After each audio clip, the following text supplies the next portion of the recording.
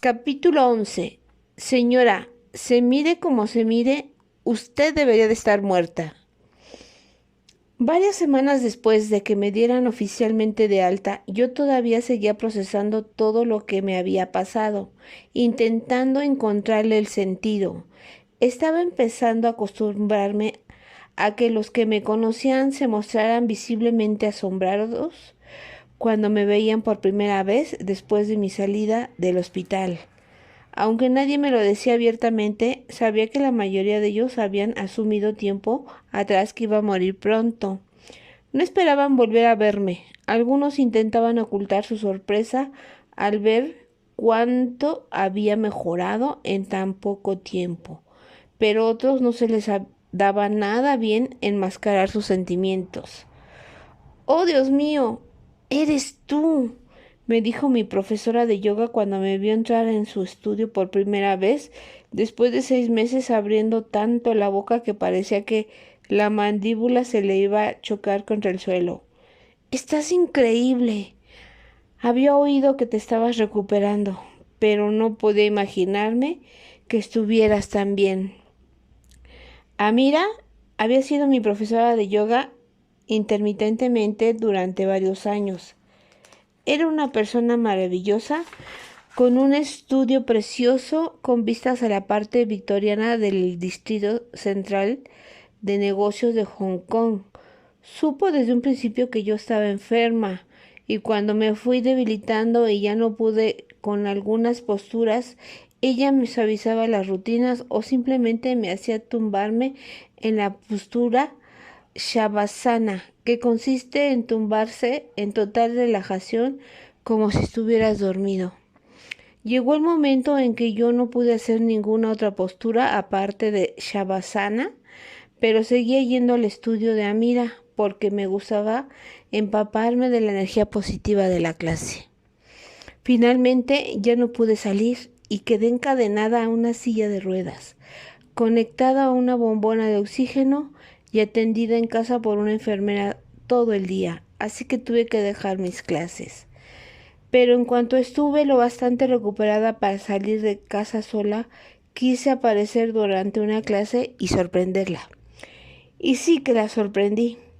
Amira me presentó a la gente de la clase porque no todos se conocían. Los ojos de una mujer se llenaron de lágrimas al recordar lo enferma que estuve los últimos días que fui a clase. Ella también había creído que no me iba a volver a ver, pero ahí estaba yo. Solo fue capaz de decir que era un milagro. Todo el mundo tenía la curiosidad por saber qué me había pasado, cómo podía haber mejorado tan rápido, pero me costaba mucho explicarlo y empecé a darme cuenta de que ni yo misma lo entendía del todo. No lograba encontrar la forma de describir la experiencia por la que había pasado para que los demás pudieran entenderla. Parecía que no hubiera palabras para describirla. Entonces un día recibí un correo electrónico de Anop con un enlace en una página web sobre experiencias cercanas a la muerte. Había estado investigando para descubrir si a alguna otra persona le había ocurrido algo similar a lo que me había pasado a mí, y encontró la web de la Fundación para la Investigación de las Experiencias Cercanas a la Muerte. En su mensaje decía que lo que yo contaba que había experimentado guardaba ciertas similitudes con las experiencias que algunas personas compartían en esa web. Por eso quería que echara un vistazo a esos testimonios. En aquel momento no sabía mucho sobre experiencias cercanas a la muerte. Tiempo atrás había oído hablar de ellas y había visto algún documental en la televisión, pero en aquel entonces no conocía a nadie que hubiera pasado por una, y menos aún podía imaginarme que yo fuera a tener esa experiencia. Cuando empecé a leer la información de la web que mi hermano me había mandado, noté que se me ponía la piel de gallina, pues encontré historias que tenían algunas similitudes con la mía. Ninguna de ellas incluía el momento de la enfermedad que yo había tenido, pero algunas personas habían experimentado el otro ámbito de una forma muy similar. Varias hablaban de expansión, de claridad, de sensación de unidad, de que todo está conectado. Expresaban que habían sentido que no había enjuiciamiento ni crítica alguna, sino solo un desbordante amor incondicional. Contaban que se habían encontrado con seres queridos fallecidos y también con otros seres, todos los cuales se preocupaban por ellos y les cuidaban, y habían experimentado una comprensión y conocimiento universales. No pude evitar percatarme de que había habido otras personas que habían experimentado ese sentimiento de aceptación y unidad, ya que habían dado cuenta de que todos somos ambos universalmente. Muchos compartían que después de su experiencia habían adquirido un sentido de propósito en la vida, y eso era exactamente lo que yo sentía. Después de leer unos cuantos testimonios, me di cuenta de que en la página web había un anuncio que ponía: ¿has tenido una experiencia cercana a la muerte que quieras compartir? Haz clic aquí.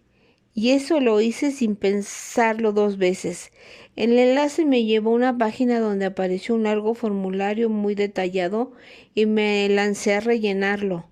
No había puesto mi experiencia por escrito hasta ese momento. Solo había intentado hablar de ella con amigos íntimos y familiares. Así que era la primera vez que me ponía a analizarla con tanto detalle. Como nunca había puesto a explicar por escrito todo aquello para alguien que no conociera mi situación, quise asegurarme de que expresaba con claridad lo que quería compartir. Además, las preguntas del cuestionario me hicieron detenerme a pensar en partes de mi experiencia como nunca lo había hecho. Describí todos los detalles referentes a mi cáncer, todo lo que experimenté cuando crucé el otro lado y cuando volví, y finalmente hablé de la desaparición fulminante de mi enfermedad. Después de completar todos los campos del formulario y añadir la información exacta en los campos que se proporcionaban para ello, pulsé enviar. Apareció un mensaje que decía: gracias por enviarnos su testimonio. Nos pondremos en contacto con usted en algún momento de las próximas 3 semanas para informarle de su experiencia y a ver si podrá ser publicada en nuestra web. Para cuando acabé de escribir ya estaba muy avanzada la noticia, así que me fui a la cama pensando en que iba a transcurrir una temporada antes de que obtuviera alguna respuesta. Pero para agradable sorpresa, cuando me levanté a la mañana siguiente, había en mi bandeja de entrada un mensaje del tal doctor Jeffrey Long. El doctor Long me explicó que era un oncólogo, además creador de la web donde yo había mandado mi testimonio. Me decía que mi experiencia le había parecido una de las más excepcionales que había leído nunca. Quería hacerme unas cuantas preguntas, en concreto respecto a mi enfermedad, porque estaba extremadamente intrigado por mi rápida curación. Me comentaba que había escrito muy bien mi experiencia y que quería saber más detalles sobre mi cáncer, como por ejemplo cuándo me lo habían diagnosticado, la duración de mi enfermedad y cuánto tiempo había tardado el cáncer en curarse después de la experiencia cercana a la muerte. Respondí a sus preguntas lo mejor que pude y él me contestó de nuevo casi inmediatamente. Había un entusiasmo genuino en su respuesta. Me dijo que le habían encantado mis explicaciones y me pidió permiso para colgar mi experiencia en la web. Me dijo que resultaría inspiradora para miles de personas en el mundo. Después colgó mi relato en un vínculo directo desde la página de inicio de la web, incluyendo todas las respuestas que yo había dado a sus preguntas. Hoy día, ese material sigue en los archivos de ese sitio web en su formato original. Posteriormente me enteré de que el doctor Long había impreso lo que le mandé cuando lo escribió, porque le pareció excepcional y quería leerlo y releerlo, algo que no había hecho ninguna otra de las historias que le habían enviado. Al mismo tiempo, mi amigo Peter Lloyd, que dirige una publicación que se llama Holistic Hong Kong, se quedó tan impactado por lo que me había ocurrido que quiso escribir mi historia. Le envié una copia exacta de lo que había enviado al sitio web y él incluyó en un artículo en la siguiente número de la revista. Varias semanas después, durante el verano del 2006, contactó conmigo otro oncólogo de los Estados Unidos. Se llamaba Peter Ko y me dijo que tenía un interés personal en el estudio de las remisiones espontáneas. En un periodo de 3 semanas, 2 personas distintas le habían enviado sendos enlaces que llevaban hasta el relato de mi experiencia colgado en la web y el artículo de la revista Holistic Hong Kong. Cuando recibió el enlace del Dr. Ko, no llegó a leer el relato porque era bastante largo y él recibe demasiados correos de gente que le sugiere material para leer. Pero cuando recibió el segundo correo, tal vez con el enlace a la revista y una nota pidiéndole que leyera el artículo y diciéndole que seguro le iba a interesar, decidió ver de qué iba todo aquello. Después de leer mi historia, se quedó tan intrigado que contactó con Peter Lloyd y le preguntó si había alguna forma de ponerse en contacto conmigo porque en la web no aparecía mi nombre completo. Peter pasó mi correo electrónico al Dr. Ku, que inmediatamente me escribió pidiéndome un número de teléfono para llamarme porque tenía muchas preguntas. Hablamos por teléfono durante varias horas y le di todos los detalles de mi experiencia y de mi enfermedad. Después le envié por fax algunas páginas relevantes de mi historial médico, incluyendo el informe médico datado el 2 de febrero, día en que ingresé al hospital, que describía mi enfermedad y el pronóstico con el diagnóstico linfoma fase 4B. Cuando después de leer esas páginas, sus primeras palabras fueron: señora, se mire como se mire, la conclusión que saco es que usted debería de estar muerta. El Dr. Ku estaba tan intrigado con mi caso que organizó un viaje a Hong Kong para visitar el hospital en que estuve ingresada con el fin de estudiar mis informes médicos. Fue a mediados de octubre cuando me encontré con él en el hospital donde tuve la experiencia cercana a la muerte. Primero nos sentamos en el vestíbulo y charlamos un rato para conocernos y a continuación el Dr. Ku me hizo preguntas sobre mi experiencia y mi enfermedad, queriendo que le transmitiera cuanto pudiera desde mi perspectiva. Después acudimos a la administración del hospital para pedir mi historial y ahí sacaron un enorme archivo de unos 8 centímetros de grosor que depositaron sobre el mostrador frente a nosotros. Nos lo llevamos a la cafetería y el Dr. Ku empezó a revisar todos los detalles página por página, apartando a un lado los documentos que quería copiar. Yo estaba muy emocionada, me sentía privilegiada por el hecho de que 2 oncólogos, primero el Dr. Long y después el Dr. Ku, estuvieran tan interesados en mi experiencia. Eso validaba mi sensación de que había vuelto para cumplir con un propósito mayor que tenía que ver con ayudar a otras personas. Estaba agradecida y encantada con el hecho de haber pasado por todo aquello y que pudiera servirle a alguien más. El Dr. Ku me preguntó si estaría dispuesta a hablar en público sobre lo que me había pasado.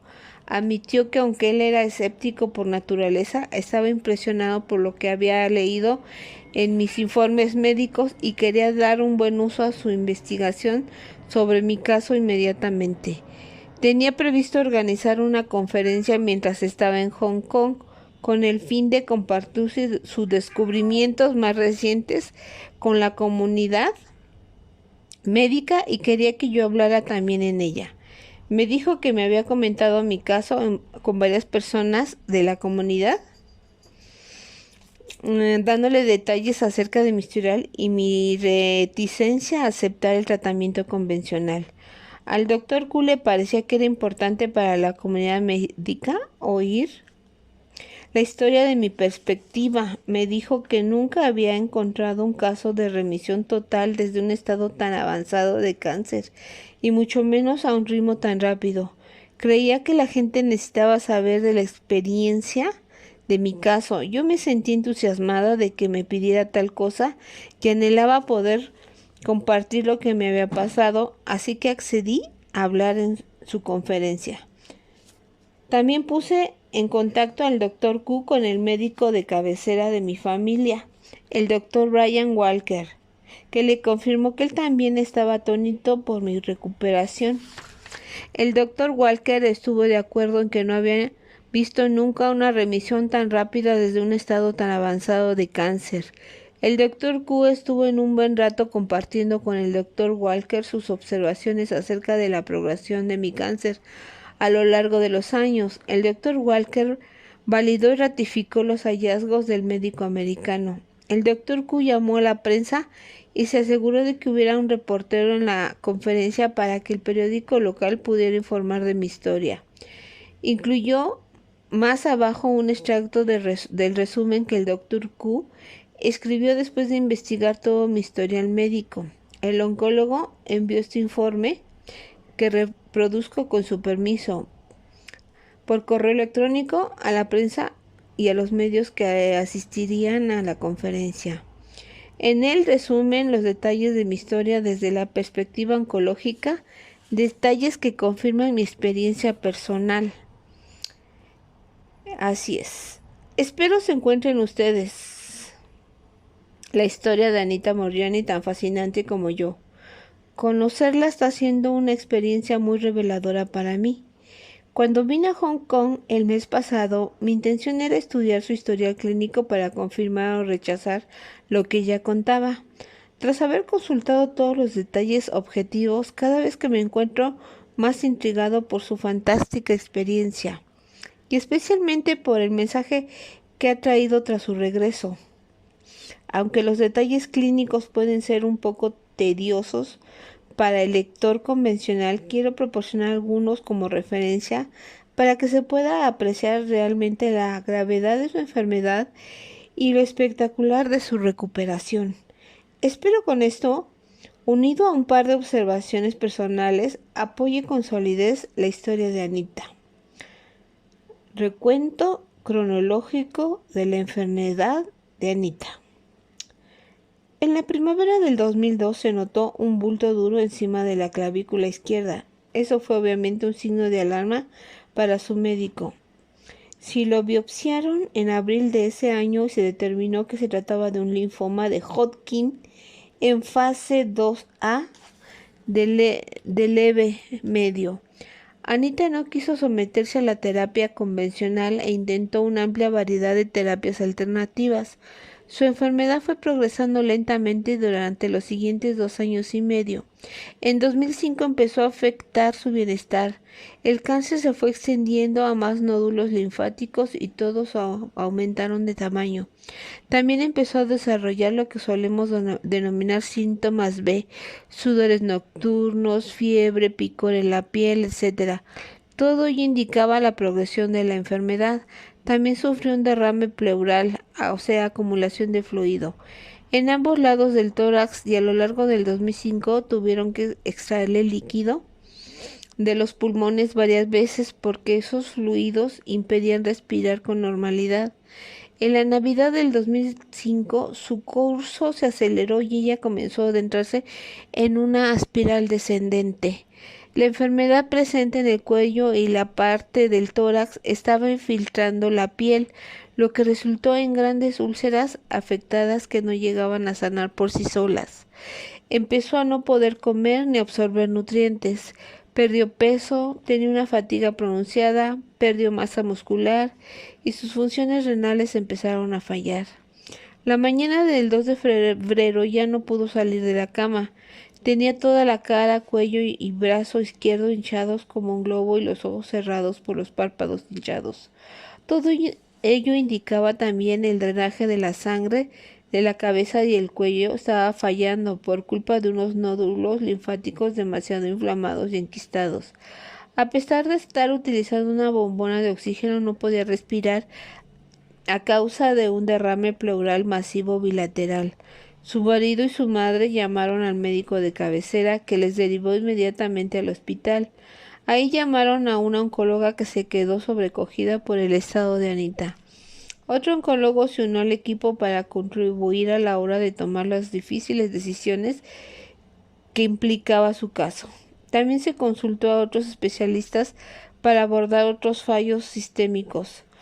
Todos estuvieron de acuerdo en que no sobreviviría sin tratamiento, aunque la quimioterapia podía resultar altamente tóxica en su estado de fallo multiorgánico. Ese tratamiento era su única oportunidad durante esa noche. Le hicieron varias pruebas de IRM y escáneres TC. Le sacaron 2 litros de líquido del tórax, empezó a tomar 3 de los 7 fármacos de la quimioterapia y se le ingresó a la UCI. En ese momento Anita tuvo lo que ella describe como una experiencia cercana a la muerte. El tratamiento de quimioterapia necesitaba 8 ciclos de 7 fármacos y cada ciclo dura unas 3 semanas. La espectacular recuperación de Anita después de la experiencia cercana a la muerte. La tarde del 3 de febrero Anita se despertó y se sentó y dijo a su familia que se iba a recuperar. Habló con el oncólogo, que se quedó asombrado de que Anita hubiera podido reconocerle. El 4 de febrero Anita pidió que le quitaran la intubación nasogástrica y le prometió a los médicos que comería todo lo que le trajeran para ir ganando peso. Después pidió que le trajeran su iPod de casa. El 5 de febrero saludó a los médicos preguntándoles si querían unirse a la fiesta. La sacaron de la UCI el 6 de febrero. Para entonces la mayor parte de la inflamación del cuello y la cara habían desaparecido. Sus nódulos inflamados y endurecidos empezaron a ablandarse y pudo girar la cabeza por primera vez. Completó el primer ciclo de quimioterapias para mediados de febrero. Se le pidió a un cirujano plástico que le hiciera una biopsia en un nódulo linfático del cuello, le hiciera unos injertos de piel para cerrar las grandes heridas del cuello y de la axila. Al examinarla no pudo encontrar ningún nódulo linfático agrandado y pidió un examen de ultrasonidos antes de la biopsia. Haría un injerto de piel a la vez que la biopsia. Se le hicieron al paciente 3 pruebas de ultrasonidos que no lograron encontrar ningún nódulo claramente patológico. El 27 de febrero consiguieron biopsiar un nódulo del cuello y no encontraron evidencia alguna del cáncer. Las úlceras de la piel también sanaron por sí solas sin necesidad de injertos. Los oncólogos por fin accedieron a darle el alta el 9 de marzo después de su segundo ciclo. Ella celebró su cumpleaños el 16 de marzo en Jimmy's Kitchen y fue a una boda, donde bailó y bebió champán el 26 de marzo. Después empezó su tercer ciclo y quedó finalizado tras un escáner. Después de 6 ciclos, en julio le dieron de alta total y no le administraron los últimos 2 ciclos. Su recuperación es cuando menos sorprendente, según mi propia experiencia y la opinión de varios colegas. Diría que no podemos atribuir esa recuperación a la quimioterapia. Basándome en lo que se sabe del comportamiento de las células cancerosas, creo que alguna información de naturaleza no física, evitó que se manifestaran los genes mutados o los dejó marcados para provocar una posterior muerte programada de las células cancerosas. No conocemos el mecanismo exacto, pero no es probable que sea resultado de la acción de fármacos citotóxicos. Creo que el hecho de conocer la experiencia de Anita va a favorecer que aprenda más acerca de este fenómeno y acerca de nuestra verdadera naturaleza como seres humanos. A la conferencia asistieron diferentes miembros de la profesión médica, sobre todo profesores del Departamento de Oncología del Hospital Universitario local. Además, había muchas personas que habían sido invitadas tanto por mí como por el Dr. Q o alguno de los profesores. Después al Dr. Q y al Dr. Walker y a mí nos invitaron a una entrevista en la radio para hablar de mi caso. El artículo de periódico y la entrevista en la radio están ahora mismo colgados en mi web www.anitamorjani.com.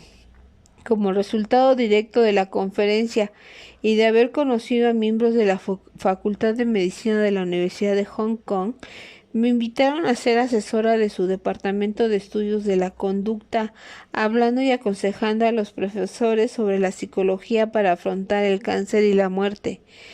Me pidieron que hablara sobre este tema de modo regular tanto al claustro como a los alumnos y yo me sentí honrada de tener la oportunidad de hacerlo.